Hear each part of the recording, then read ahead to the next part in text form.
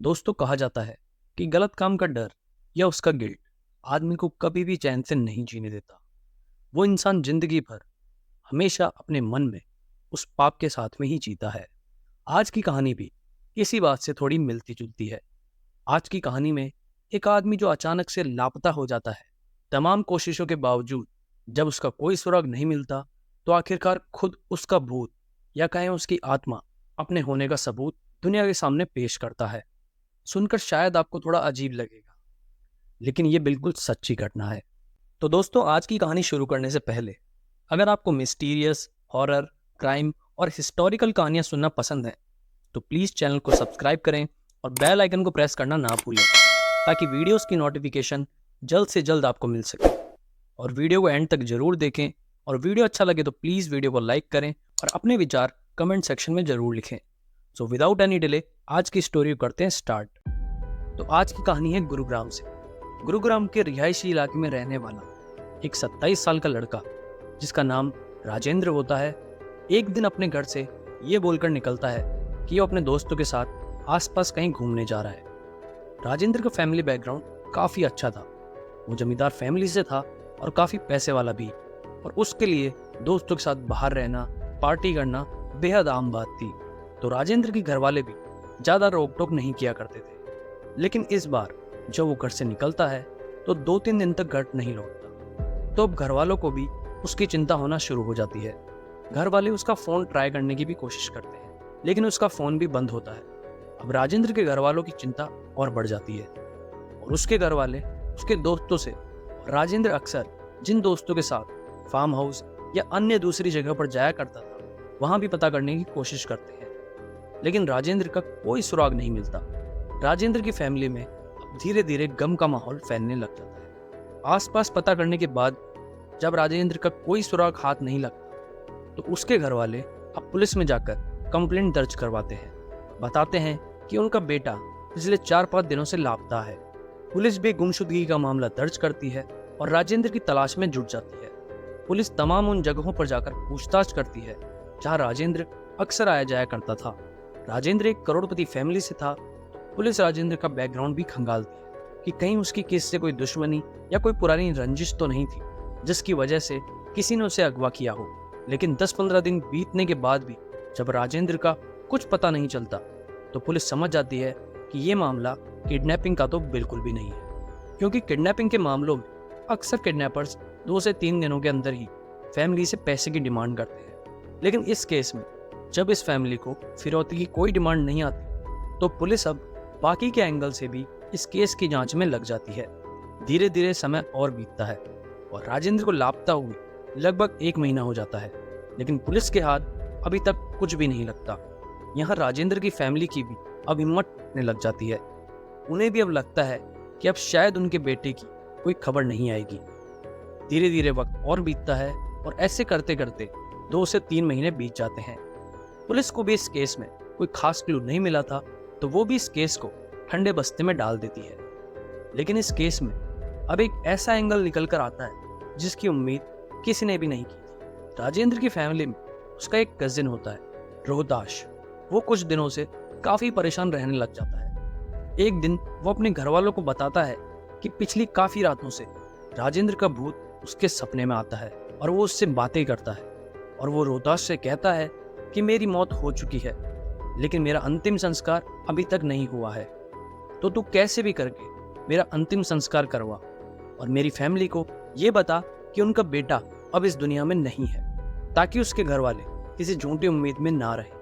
नहीं तो मेरी आत्मा को शांति नहीं मिलेगी और तब तक मैं तुझे ऐसे ही परेशान करता रहूंगा। शुरू शुरू में फैमिली को थोड़ा अजीब लगता है। उन्हें लगता है कि दोनों भाइयों का एक साथ काफी उठना बैठना था और दोनों साथ ही बड़े हुए थे, तो शायद उस रिश्ते की वजह से रोहताश को ऐसे डरावने सपने आते हैं। लेकिन रोहताश अब रोज उठकर यही बात अपने घर वालों को बताता कि आज फिर से राजेंद्र उसके सपने में आया था और वो उसका अंतिम संस्कार करने की बात कर रहा था। बार बार जब रोहताश अपने घर वालों को ये बात बताता है, तो उसके घर वाले राजेंद्र के घर जाकर उनको ये सारी बातें बताते हैं। राजेंद्र के घर वाले रोहताश से कहते हैं कि अगर वो तुम्हारे सपनों में बार बार आता है, तो क्या वो तुम्हें ये बताता है कि उसकी बॉडी कहाँ है, क्योंकि बिना बॉडी के किसी का अंतिम संस्कार किया नहीं जा सकता। तो रोहताश कहता है कि राजेंद्र ने उससे सपने में कहा था कि जो अपने इलाके में पास का कुआं है उसके अंदर उसके कपड़े पड़े हैं, उसकी बॉडी तो नहीं, लेकिन अगर उसकी फैमिली उन कपड़ों का ही अंतिम संस्कार कर दे तो उसे मुक्ति मिल जाएगी और फिर वो रोहताश के सपनों में भी आना बंद कर देगा। अब राजेंद्र की फैमिली पुलिस को जाकर ये सारी बात बताती है। पुलिस को सुनकर थोड़ा अजीब लगता है और उन्हें हंसी भी आती है कि आज के ज़माने में भी ये लोग किस तरह की बात कर रहे हैं।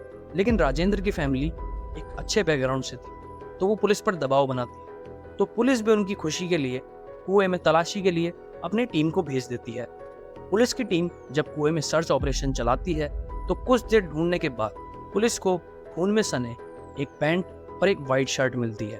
और वो कपड़े जब राजेंद्र की फैमिली को दिखाए जाते हैं तो उन कपड़ों को देखकर राजेंद्र के घर वाले फूट फूट कर रोने लगते हैं, क्योंकि ये वही कपड़े थे जो राजेंद्र उस दिन अपने घर से पहनकर निकला था। जब ये बात सच हो जाती है तो फिर पूरे विधि विधान के साथ उन कपड़ों का अंतिम संस्कार कर दिया जाता है।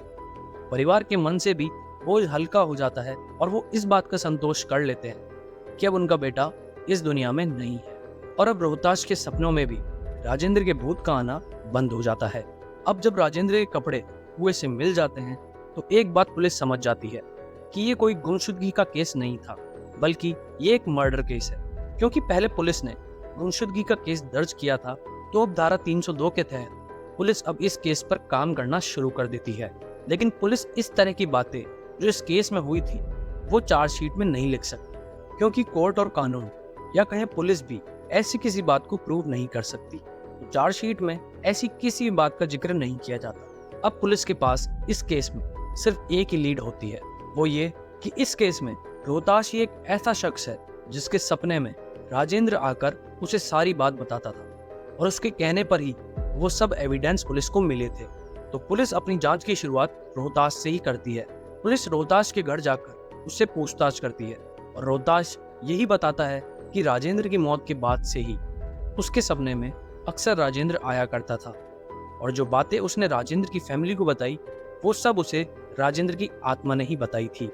जब ये बात राजेंद्र की फैमिली को पता लगती है तो उनको पुलिस का रवैया देखकर काफी अजीब लगता है और वो पुलिस की कंप्लेंट भी करते हैं कि पुलिस असली कातिल को ढूंढने के बजाय उनके घर के ही बेटे को, जिसकी वजह से राजेंद्र का अंतिम संस्कार हो पाया है, उसे ही परेशान करने में लगी हुई है। लेकिन कानून, भूत प्रेत इन सब में विश्वास नहीं रखता और पुलिस अब और सख्ती के साथ में रोहताश से पूछताछ करती है। और जब पुलिस अपने असली रूप में रोहताश से पूछताछ करती है तो रोहताश भी टूट जाता है और फिर वो पूरा सच पुलिस को बताता है। दरअसल रोहताश और राजेंद्र बचपन से ही एक साथ बड़े हुए थे। राजेंद्र क्योंकि एक रिच फैमिली से था तो वो अपने पैसे का रौब सब यार दोस्तों के सामने जताता था और रोहताश को बचपन से ही इस बात की टीस थी और वो इस बात को लेकर बचपन से ही राजेंद्र से चिढ़ता था। बचपन से जो गुस्से की आग रोहताश के दिल में जल रही थी उसका बदला लेने के लिए रोहताश राजेंद्र को एक प्राइवेट फार्म हाउस पर लेकर जाता है, जहां दोनों पहले खूब शराब पीते हैं और जब राजेंद्र नशे की हालत में होता है तभी रोहताश पहले राजेंद्र को मारता है, फिर उसी फार्म हाउस में खड्डा खोदकर उसकी लाश को दफना देता है। दरअसल इस इंसिडेंट के बाद से ही रोहताश को यह एहसास होता है कि राजेंद्र की आत्मा उसके सपनों में आकर उसे परेशान करती है और बार बार उससे बस यही कहती है कि कम से कम मेरा अंतिम संस्कार तो तुझे कर देना चाहिए था। दरअसल इस इंसिडेंट के बाद रोहताश अपने भाई की मौत के गिल्ट में जी रहा था। रोहताश एक साधारण सा इंसान था, ना कि कोई पेशेवर कातिल, जिस वजह से बार बार उसे अपने भाई के सपने आते थे जिसमें राजेंद्र उससे इंसाफ की बात करता था। शुरुआती दिनों में जब उसे सपने आना शुरू हुए थे तभी रोहताश उस फार्म हाउस पर जाता है और राजेंद्र की लाश को वहां से निकालकर दूसरी जगह पर शिफ्ट कर देता है और उसके कपड़ों को अपने पास के ही इलाके के कुएं में फेंक देता है, ये सोचकर कि शायद उसने राजेंद्र को फार्म हाउस में मारा था, जिस वजह से ही उसकी आत्मा उसे परेशान कर रही है। अगर वो उसे कहीं और दफन कर देगा तो शायद राजेंद्र का भूत उसके सपनों में भी आना बंद कर देगा। लेकिन महीने 2 महीने बीत जाने के बाद जब राजेंद्र का भूत रोहताश के सपनों में आना बंद नहीं करता तो फिर रोहताश ये पूरा प्लान बनाता है और सारी बात अपने घर वालों को बताता है। लेकिन इन चक्करों में वो खुद पुलिस के हत्थे चढ़ जाता है। पुलिस फिर रोहताश को गिरफ्तार करती है और राजेंद्र की बॉडी जहां दफन की थी वहां से निकलवाकर राजेंद्र के घर वालों को सौंप देती है और फिर उसका परिवार पूरे रीति रिवाजों के साथ अपने बेटे का अंतिम संस्कार करता है। तो आखिरकार एक ऐसा केस जिसमें पुलिस को ना कोई क्लू मिला था और ना ही कोई एविडेंस, उस केस को एक भूत ने या कहें एक अपराधी के डर ने खुद ही सॉल्व कर दिया। हालांकि पुलिस और कोर्ट में इस केस को एक भूत की कहानी से जोड़कर नहीं पेश किया गया, क्योंकि इस एंगल को कानून नहीं मानता, लेकिन असल कहानी इस केस की यही थी कि एक भूत से डरकर अपराधी खुद अपने जुर्म का खुलासा कर देता है। तो दोस्तों, आज की कहानी में बस इतना ही। वीडियो अगर अच्छा लगा तो प्लीज़ वीडियो को लाइक करना ना भूलें और अपने सजेशन कमेंट बॉक्स में ज़रूर लिखें। और ऐसी ही कहानियाँ सुनने के लिए चैनल को अभी सब्सक्राइब करें। मिलते हैं अगले वीडियो में किसी ऐसी ही कहानी के साथ। Till then, good bye.